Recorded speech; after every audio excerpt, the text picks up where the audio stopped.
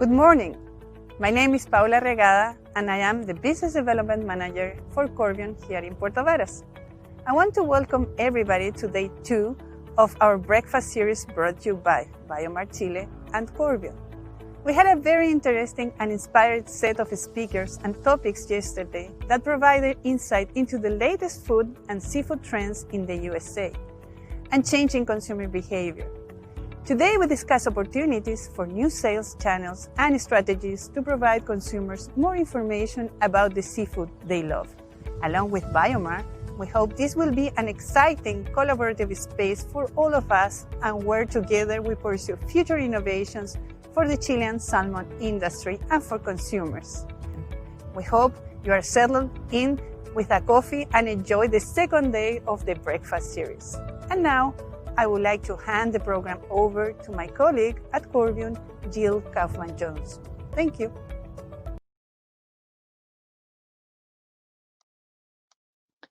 Thank you, Paula, for that introduction, and welcome to everyone for the second day of the breakfast series. We had a really terrific lineup yesterday, and we have a great one today as well. I thought I would give a little bit of a summary from yesterday so you can get the key themes of what we learned about yesterday that will carry through to today as well. So what I'll do is review the key themes, give you a few logistics about how this is all going to work today, and then we'll get started. So yesterday, what we learned is that US consumers want to eat less beef and more seafood. And among that seafood, actually salmon is the #1 fish choice for US consumers. COVID has narrowed those selections of seafood and actually somewhat eliminated the competition, so salmon continues to rise.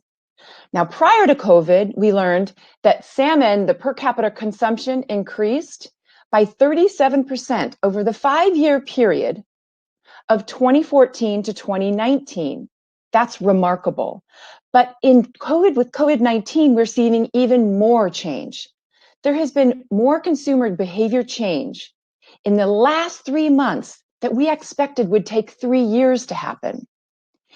Even in a study reported by the National Restaurant News, US consumers crave and miss seafood the most after Mexican food. And Americans are cooking more seafood at home. And COVID has really accelerated changes about how we cook and serve fish. During COVID, less frequent shopping has reduced purchases of fresh fish. Thus, consumers are going only once per week to the supermarket. Fish that are cured or seasoned or smoked with different flavors will help to differentiate among the seafood options. The other thing we're seeing is that health is a major driver. We all are trying to stay healthy during COVID, and the new consumer priorities around health are especially around immunity, conscious consumption, and supporting the local business where they buy their seafood. We also see that the minerals and the vitamin D and selenium and zinc and the omega-3s are becoming quite relevant as we try to work against COVID, and they really help with respiratory disease. Also, just a heads up for everyone, coming up is in 2020 in the US, the dietary guidelines will be changed. And we're seeing that they will be giving a strong focus on small children up to 2 years old and pregnant women to eat more seafood. As consumers care about their health, they also care about ocean health, like heavy metals and microplastic and overfishing. So as we're seeing this new insight, we're seeing consumers who care about their own health, but also the ocean health, and that's connected directly through seafood. So this is a good transition today because we're looking at new sales channels and inspiring consumer trust as we look to the seafood for both our health and the health of the oceans. And we have a terrific lineup today. You will be hearing today from Julia Blanter, who's the Director of Digital Marketing with FultonFishMarket.com. We also have Blake Stok, who's the Aquaculture Manager from Fairtrade USA. And finally, we have Vidar Gundersen, who's the Global Sustainability Director with BioMar. So before we get started, I thought I'd give a little introduction to who I am and who we are with Corbion. Some of you may not know us. Corbion has brought to the market a new algae omega-3 called Algae Prime DHA. And why that's important is because as we talked about consumer health, as well as the health of their oceans, omega-3s is such a big part of why people like salmon. It's not only tasty, but they know it's really good for them. And part of that is the omega-3s that are in salmon. Well, the omega-3 in salmon, how do they get it? They get it from eating other smaller fish in the ocean. And when we farm salmon, we also need to feed that fish to the farm salmon. But smaller fish have omega-3s in them, and fish oil have omega-3s in them because, guess what? Algae is the original omega-3, is the origin of all omega-3s. So fish only have omega-3s in them because they eat algae. So what our company has done is we have been able to produce algae-based omega-3s on land at scale to serve the aquaculture market. And this has been a breakthrough because now we have alternatives to marine resources like fish oil. There's only about 1 million metric tons of fish oil in the world today. So we need additional resources. And we are getting that from algae. Algae is consistent. Again, we grow it online and we grow it sustainably. on land. It's healthy. And finally, it's sustainable. And like we said, that's a really important piece of bringing a new ingredient to market. The algae that Corbion grows is actually powered entirely by renewable energy. And so now we have new resources to the market. Hi, Julia. We'll be handing it to you now. So with that, I would like to just end what I have to say is the other question. Oh, you're there, Julia? And then I'll just finish up here. I'm trying to go to the next slide here. There we go.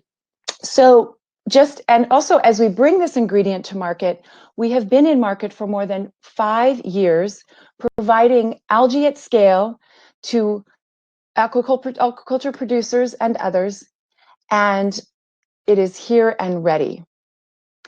With that, I would like to get on to the business of salmon, and I'll be handing this over to Julia.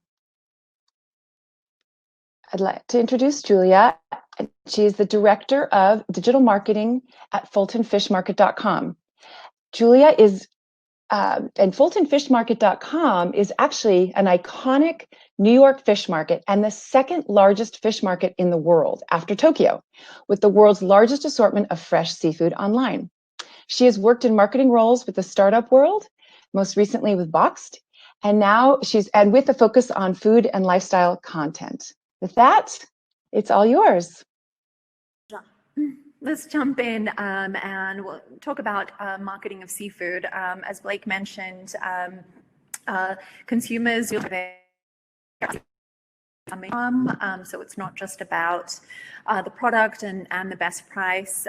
We regularly survey our customers, and one of the most important factors is hearing about how the seafood is produced, the people that bring the seafood to Fulton Fish Market and the fishing communities that deliver the seafood to the customer. And for us, it's really important to be at every touch point where our customers are. So that's everything from emails to social media to working with influencers and PR. And I just wanted to run you through some of the channels where at FultonFishMarket.com where we market our products. So again, we think it's really important to be on digital placements and also offline as well. So on our homepage at FultonFishMarket.com, we've created a number of opportunities to show off products and to highlight our vendors. So I'm giving an example with one of our great partners, Quarry Arctic Salmon. You can see that we have multiple placements on our homepage. So in the top module, and then our bestsellers, and we have other placements as well. And we really, again, love to share those stories behind the seafood, and really empower our customers. So we know that most of the population is confused about seafood. I've said this before, but they know what to look for when they're purchasing a steak or a chicken.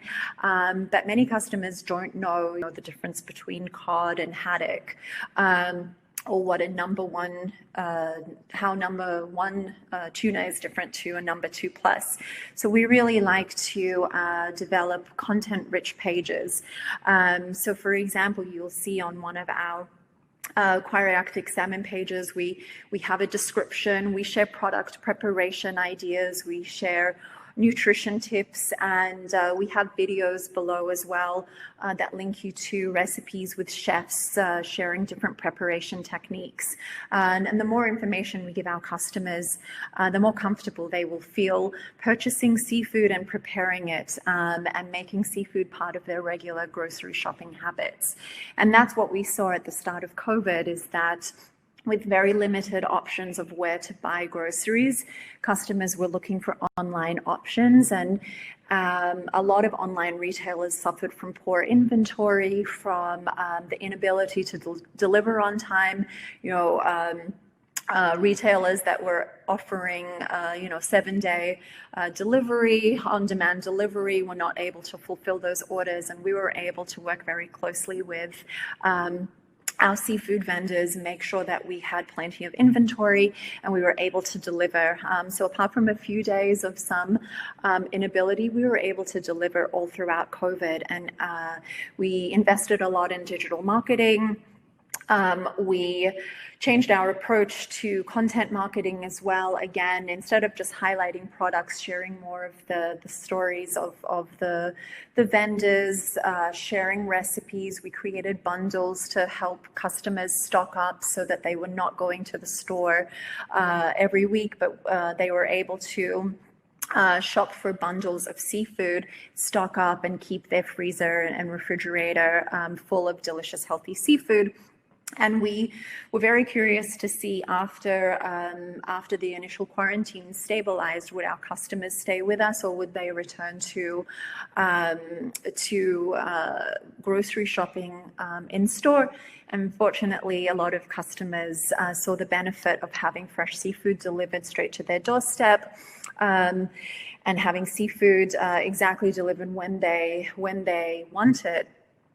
With FultonFishMarket.com, you can choose when you want your seafood delivered up to 3 weeks ahead. And our customers really stayed with us, and we've developed very loyal customers, which is exactly the goal. We've always wanted to share the love of seafood with customers who just don't have access to seafood around the country. A lot of customers, their access to seafood is their local supermarket, and often that seafood has been in storage, in warehouses, frozen for months and then thawed. And by the time it gets to the supermarket, it's not in prime condition. It doesn't look good. It doesn't smell good. And that's why a lot of customers are just have a bad affiliation and reputation with seafood. And we focus on, fresh seafood direct from the source. You can receive it next day. And our customers just love, exploring the world of seafood. Again, we sell the largest assortment of fresh seafood online. So you can choose a different seafood every week for years and never be bored. And again, we've introduced some really interesting new products. Again, just highlighting some products with Quarry Arctic here. Salmon burgers, salmon hot dogs, very, very popular, especially during the summertime, and then with the very busy back to school, back to routine season that we've just gone through. And we're really helping customers who are very time strapped right now, working from home, juggling this new normal by providing more heat and eat solutions. We're also introducing sauces and marinades very soon. Again, really listening to our customers' needs and helping them become more comfortable with seafood.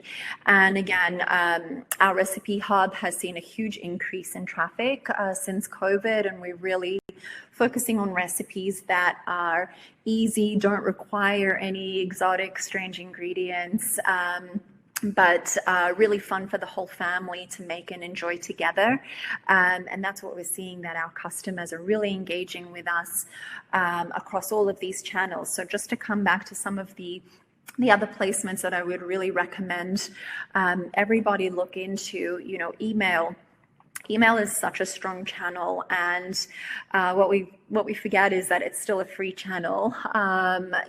We invest heavily in digital marketing on social media and search, but the right email is still very powerful. And so we share those stories within email. We share recipes, preparation tips and tricks, testimonials from chefs and media who love us. That really gets customers comfortable with cooking seafood and trying different seafood. We love to offer suggestions. So if you like this salmon, try these salmon burgers or salmon dogs. And as you can see, we've partnered with a lot of influencers to create content, and that's driving a huge amount of engagement on social media. You can see this epic salmon burger on the right here that got a lot of engagement, and these beautiful salmon skewers once we launched Quare on Fulton Fish Market. Other channels that we work with are, and again, to touch on the offline experience, is sampling. So we're able to have products, to add products to customer orders so that they can try new products, and our customers absolutely love that. Whether it's a surprise and delight or it's an opt-in, customers love to be able to try new seafood, especially if it's accompanied by a postcard or an insert with the order, so they have ideas of what to do with that product, and then we see a lot of interest in customers then purchasing that product. Other things that we love to do, giveaways are always fun, and then working with media is always very important to launch products, and especially during COVID, where again there are limited options for buying products. We've been featured in many roundups of where to buy the best seafood, where to recreate your favorite restaurant seafood dish at home. And again, we have a number of bundles that are really playing into that experience of creating your favorite restaurant dishes at home. So we have a smoked seafood bundle. So in New York especially, everyone loves Sunday brunch. So, we have a bundle where you can recreate a Sunday brunch at home. We also have a subscription service where you can subscribe and get fresh seafood on your schedule, whether it's weekly, bi-weekly, or monthly. And that features a catch of the day that is our experts pick from the market that morning. So it's a really fun way for customers to try new products and almost enjoy that catch of the day experience from their favorite restaurant. And so, I really encourage everyone to explore different channels, from offline and online as well. Work with great partners. The other thing that, I've seen from COVID is that there's a lot of content creators out there who are desperate to partner with vendors and with retailers now, and who really going above and beyond to create great content and great partnerships. So, really get creative and think, what kind of recipe development, what kind of campaigns can I create with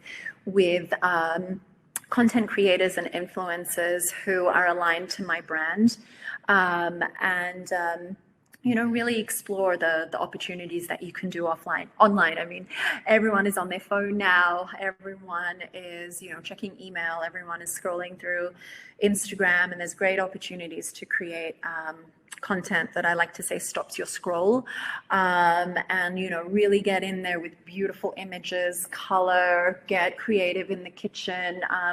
with your partners, and just explore the opportunities that are online. I don't think 1 minute, please. Yeah. I don't think Instagram is going away anytime soon. So, you know, if you can add shopping features to your Instagram feed, you know, you can tag products, and your partners can tag products. Always, you know, swipe up to your product pages as well, and just really get creative and see the value in content marketing, and just really bring your products to life. And at FultonFishMarket.com, you know, that's something that we're really proud of, is that we can share those stories, we can inspire customers in the kitchen and get them more confident in the kitchen with seafood.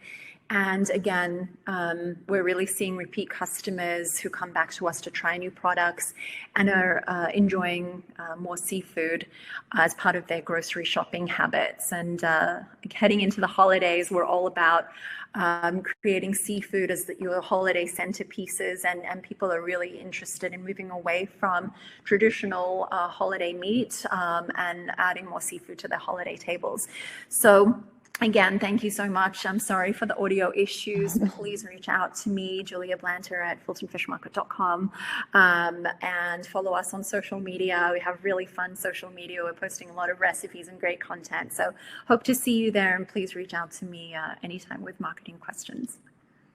Have Blake come on. I'll introduce Blake for all of you. So Blake, like me, woke up at 4 a.m. this morning to be here. So thank you, Blake, who's based in California, for being here. Blake is the aquaculture manager at Fair Trade USA.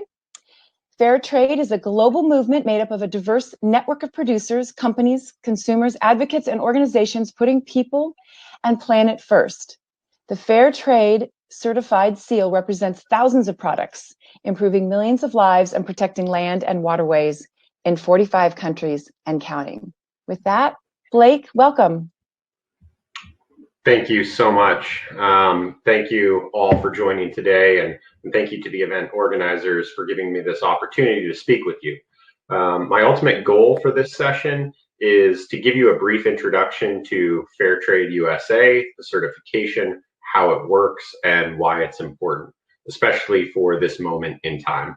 I'll go into the model itself and how it's applied in the seafood sector. And then I'll also talk about the way in which it generates impact for the producers of seafood. I'll point to how this aligns with consumer trends in the United States and how that translates into the way that brands can position themselves in the market. Fair Trade USA is part of a global fair trade movement, and we're the most widely recognized and used fair trade seal in the United States. We're a third-party social certification that enables sustainable livelihoods. We certify over 30 different product categories, from coffee, tea, chocolate, produce, and now seafood. Our program supports over 1.5 million producers, workers, farmers, fishermen. And since our inception over 20 years ago, we've generated over $500 million in additional funds for those producers, fishermen, and farmers. And this success is partly due to the high level of consumer awareness around our seal and our logo. Among ethical seals in the United States, Fair Trade USA places third in consumer recognition and likelihood to purchase, behind USDA's organic and non-GMO. I attribute that in part to the fact that we're able to speak directly to consumers in a clear and concise manner with the simple message of fair trade, whereas other certifications may require deeper knowledge and understanding of what's behind them. So 1 in 3 consumers in the United States would be more likely to buy a fair trade certified product. And you see here that 60% of consumers recognize our seal, but what you don't see is that actually grows to 73% amongst a younger generation of consumers, which are the millennials. And there's certain consumer trends that simply can't be ignored, and consumers' interest in where their food comes from and how it's made is increasing and unlikely to disappear anytime soon. And so as we enter this new decade, consumers have never been more vigilant about understanding what's in their food, along with the impact of producing that food and the impact that it's having on the environment, on animals, and on people. And as a result, third-party certifications continue to grow, like Fairtrade USA, and these certifications can be valuable to be able to provide increased transparency into business practices and standards, but they come with an investment of time and resources, and so that begs the question, do they really resonate with consumers themselves, and to what extent? As you can see, 95% of young consumers would switch to a brand that is associated with a cause, and 91% of US consumers have a more positive image when a company supports a social or environmental issue. So the answer to the first part of the question is absolutely yes. Fairtrade resonates with consumers, especially that younger generation, because they trust our seal and our model of producer empowerment. So I'm going to go into that model right now and give a brief overview of what that is. Producers, whether they be fishermen, farmers, or hired workers, must be working under the conditions laid out in our standard. Once they meet these criteria as evaluated by an independent third-party auditing body, they can sell products as Fairtrade certified.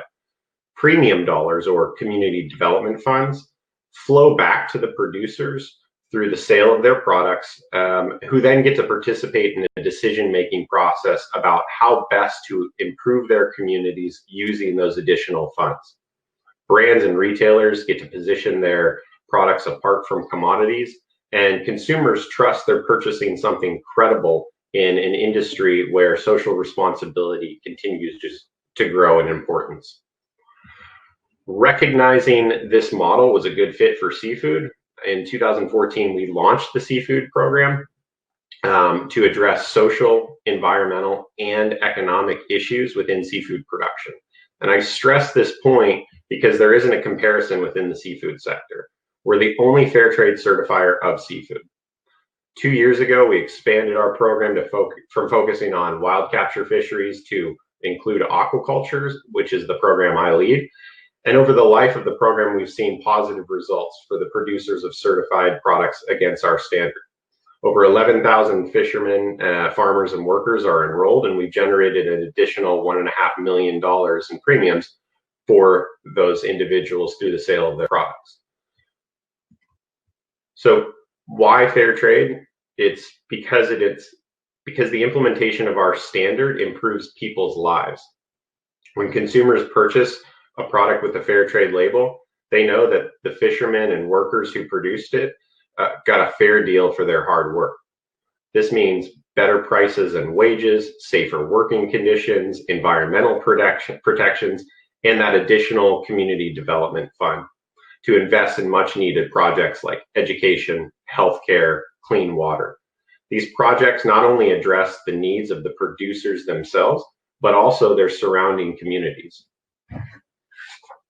The community development funds have been used in lots of different ways, including the purchase of new safety equipment, school scholarships, air conditionings for schools, and in every case, the process begins with the identification of the greatest needs within a particular community.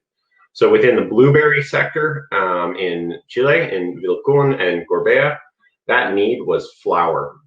It's a staple for most workers and families, and it's expensive. The transportation, the cost of going and maybe missing work to go purchase it. So the solution was that the Fairtrade Committee made a decision to make invest in the delivery and purchase of a bulk amount of flour to take advantage of wholesale prices. And the project outcome was that it benefited over 700 workers and their families and provided them with a sense of food security.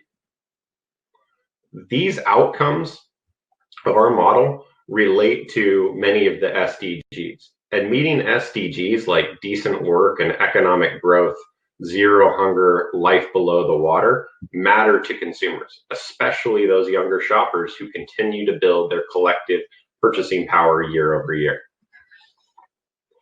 Visibility into how much, where, and on what premium dollars are spent translates into how you can communicate to consumers about your products. Whether it be for an education center, a laundry service, scholarship, fair trade helps tell that story to consumers. It's easily recognizable, it's understandable to consumers, and they might not know all the details that went into the certification itself, but instinctively they know that something good has gone into the production of that product. Also, being a certification that focuses heavily on improving people's lives can make it more relatable. These are the types of stories that we help brands and partners tell. And at the end of the day, we're talking about food and the essential workers who produce it. When a consumer buys fair trade seafood, they know they are doing the right thing for the people, the planet, and the families of those workers. And this aligns with major consumer trends in the United States. I'll now focus on these trends for a little bit, but much of what I'll discuss was perfectly illustrated in a Seafood Source article a few days ago with the headline, Walmart links sustainability initiative to higher seafood sales. When the world's largest retailer is able to capitalize on sustainable seafood, it's a pretty good indication that the trends I'm about to discuss are very real. According to NYU's Stern Business School and their 2020 Sustainable Market Share Index, it finds that sustainability marketed products are responsible for more than half the growth in consumer packaged goods from 2015 to 2019. And that growth continues despite COVID. The analysis demonstrates that sustainability marketed products enjoy a hefty premium and that they continue to grow faster than their conventional counterparts. Almost 2/3 of US households buy sustainable products, and these sales are outpacing conventional products with a growing number of sustainability claims attached to them. And this is where we kind of have to be careful because, we need to make sure that those claims are credible and verifiable. Consumers are savvy enough to see through greenwashing, which is why they look for verification that they can trust and that they do trust. Fair trade sales are growing because people recognize the logo, they trust the brand, and are willing to pay more for the product. And we look at fair trade, at where fair trade certification is most important to consumers. Behind coffee and produce, seafood comes in at number 3, which makes sense since those other categories are long established. But this history that a consumer has with those other product categories like coffee and produce, it lays the groundwork for a consumer's experience with seafood. And so that's the thing. Unlike other seafood certifications that may be limited to the seafood section in a grocery store, fair trade is ubiquitous throughout the grocery store. So when a consumer goes in, they interact with our brand in the coffee section, in the chocolate section, in the produce section, in the seafood section. And this is a reinforcing experience. That translates into a more loyal and valuable customer. So in closing, eliminate the bad, do good, engage consumers, and tell the story. Fair trade helps you meet your sustainability goals while directly giving back to communities and driving consumer interest. It's a win-win-win. When companies build their customers' trust in seafood, they sell more seafood. Fair trade puts sustainability front and center in a way that resonates with consumers. I want to thank you all once again, and please feel free to reach out to me directly if you'd like more information or have any questions. Blake, that was fantastic. Thank you so much. And to Blake's point also, please add any questions into the chat section. We will have a question and answer after we finish with the panelists speaks each of their presentations. Just hit the red button with the 3 white dots and you can ask questions to everybody there. So thanks again. We are going to move on to Vidar, who is the leader in sustainability and strategy in the aquaculture industry. He has more than 25 years of experience working in the technical management and farming aspects of the industry. He currently serves as the Global Sustainability Director for BioMar and has created breakthrough programs in life cycle assessment, product traceability, and sustainable feed formulation for BioMar and their customers.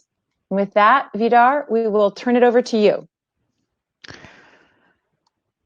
Thank you, Jill. Hi, everyone. I'm so happy to be here. I will try to show you some hopefully interesting stuff that I hope that will help all consumers, all of you, choose more the right products, the more responsible products, the more sustainable products, and also how you can learn more about seafood, salmon, and what's in the seafood that you buy, or what the fish has been eating, what it has been given.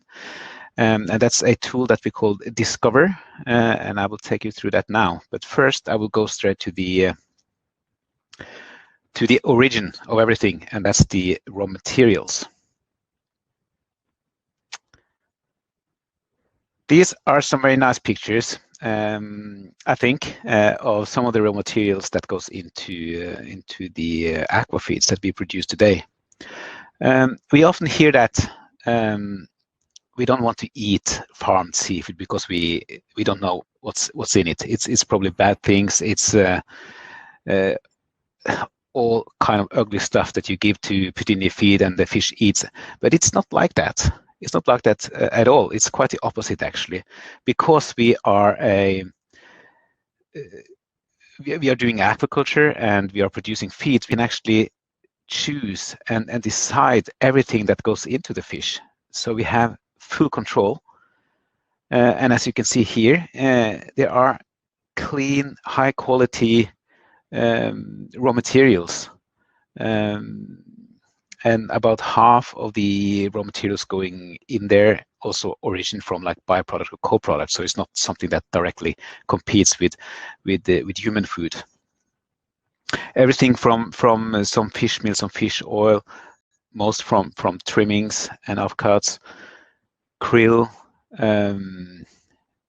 plant oils, canola, some soy, some wheat, sunflower, and so on. And there's something also very interesting here in the middle. I don't know if you can see that, but there's some sugarcane here and some fermentation facility that you perhaps remember that you saw from Jill's presentation.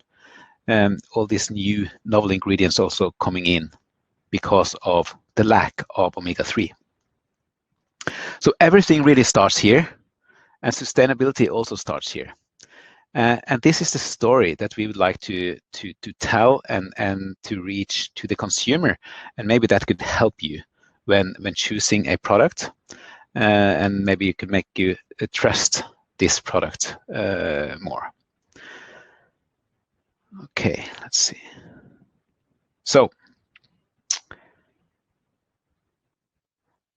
what I try to do here is to show the supply and value chain of the raw materials, starting there on the top right, following the whole supply chain and ending up as a fish or a shrimp or some seafood to you on your dinner table. You can see that this is quite complex, and the traditional way things are moved here, the product itself, of course, but also the data and information that follows these green arrows.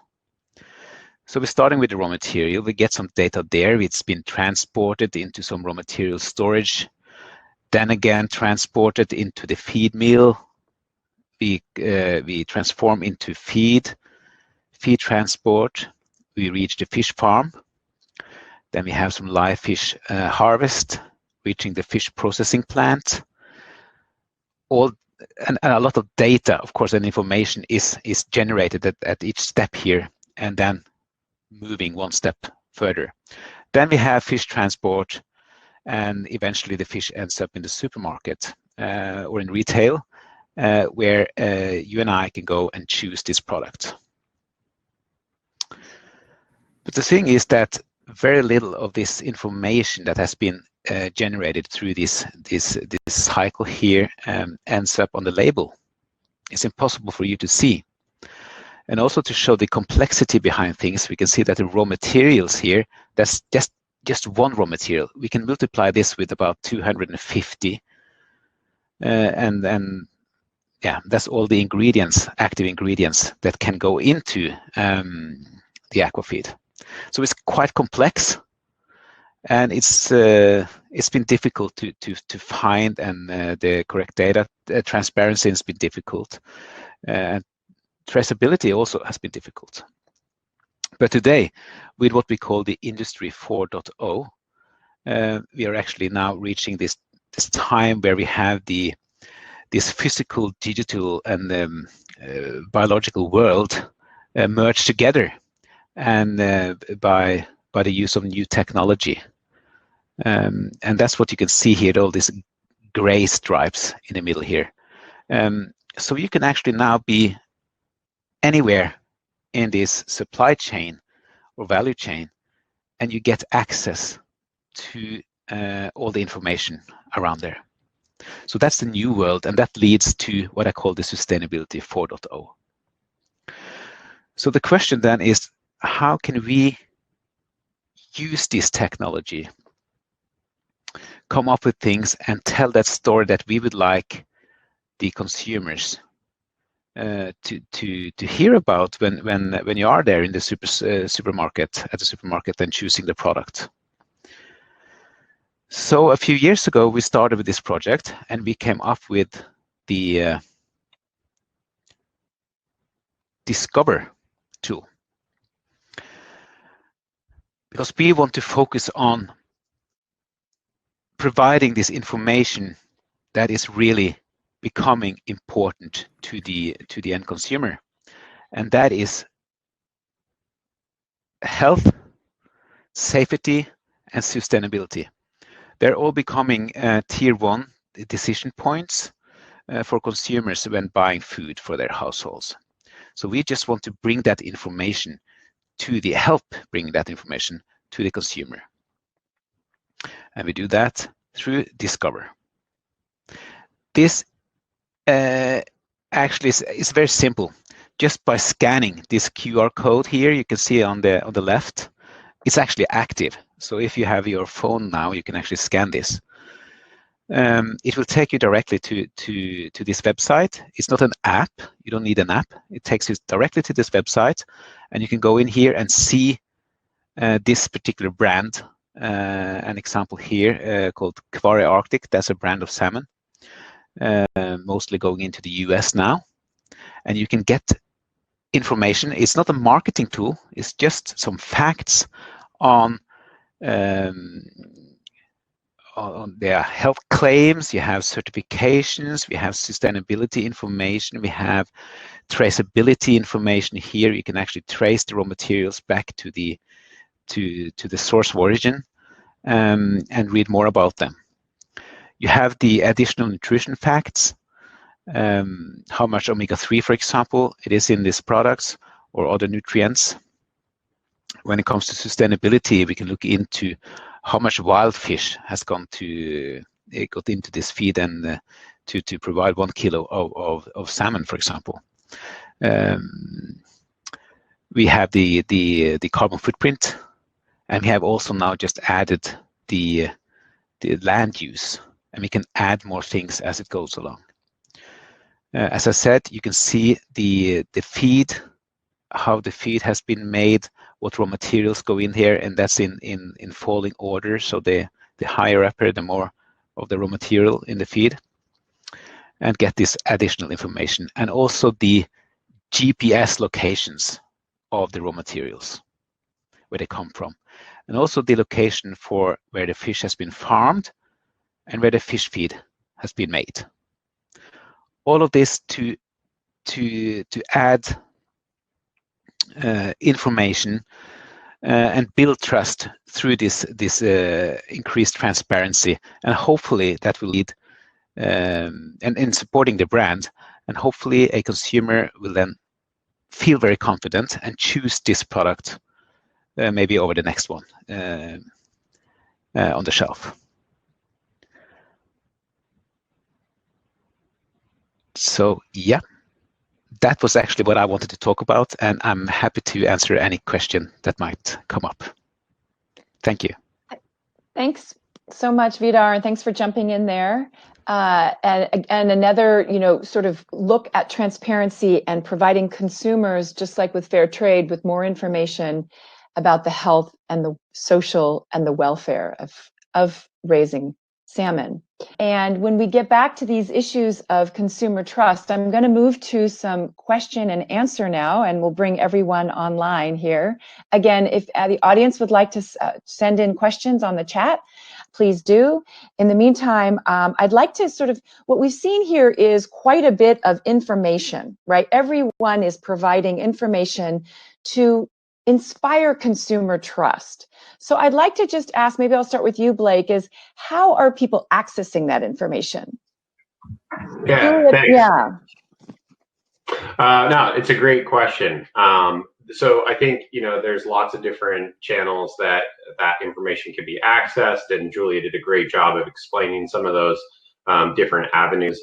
For fair trade, we focus heavily on the social media channels, the digital marketing, search engine optimization.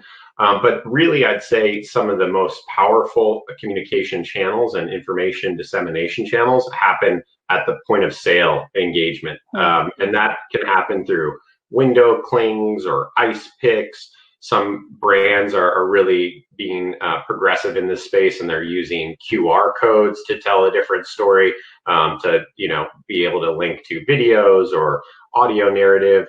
And other brands are using the limited space on packaging to tell the story on the packaging itself. We try to partner with some of the progressive brands and retailers that really are interested in pushing the narrative of what sustainable seafood is, and I think that's where you get the most bang for the buck. Yeah, that's interesting. And I think for BioMar, the QR code is one way that we're finding. And how does a consumer find that QR code? Yeah, it's still very new though, but I think they like it. So this hasn't been done before, and this QR code is like Blake said, it's meant to be used at the point of sale, either in the shelf or Kvaria. Actually, they're using a gill tag where they have this QR code, so you can actually take your camera and scan when you're looking at the fish and get this extra information. But this QR code, of course, can be used everywhere. You could use it online as well as a QR code online at Fulton, maybe, and also just be put on a sticker, and you can place that sticker wherever you want. Right. And with Fulton Fish Market, so since the beginning, we didn't get to hear everything, Julia. It sounds like it started in 2014. And Yes. So do you find that consumers is the fish market primarily for consumers if they were to go walk in, or is that really mostly for B2B, and this is really a consumer effort in the online? Yeah. Yes, exactly. So the market is up in the Bronx and open from about midnight to 7 a.m. or so. So it is open to the public, but that is, you really have to put on your warm clothes and trek out to the Bronx. And so it is very much a wholesale market that was very much skewed to restaurants and wholesalers. And so the market itself has suffered because of COVID and less restaurants being able to order.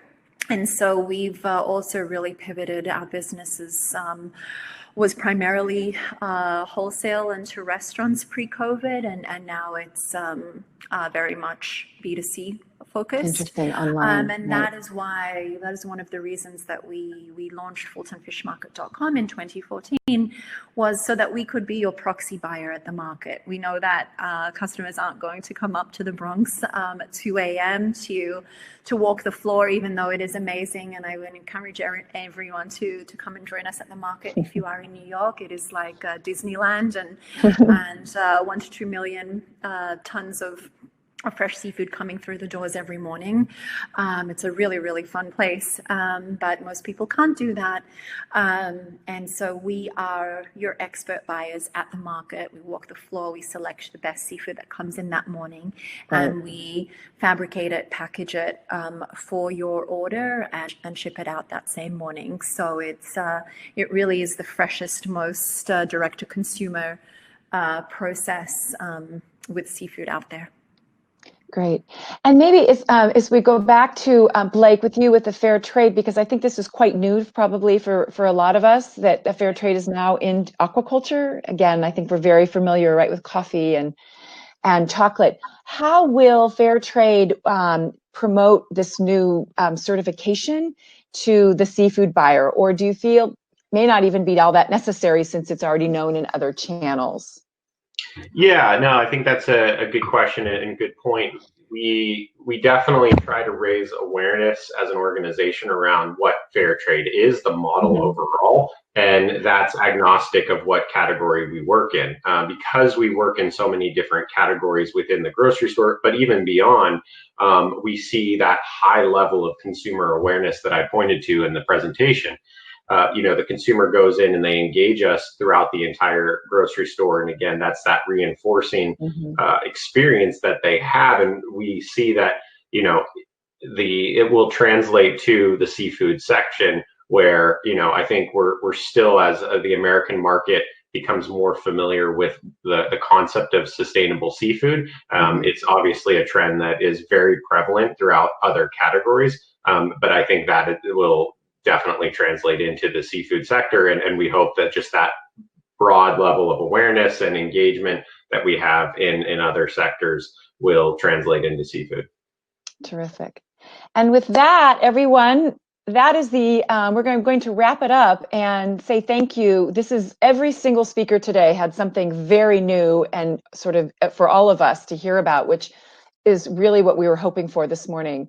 And thank you so much to all the speakers, and thank you to Salmonexpert, who is our media partner, and also to Jean-Paul, who is working behind the scenes to make sure all of this worked well with BioMar, to make sure all of this worked well.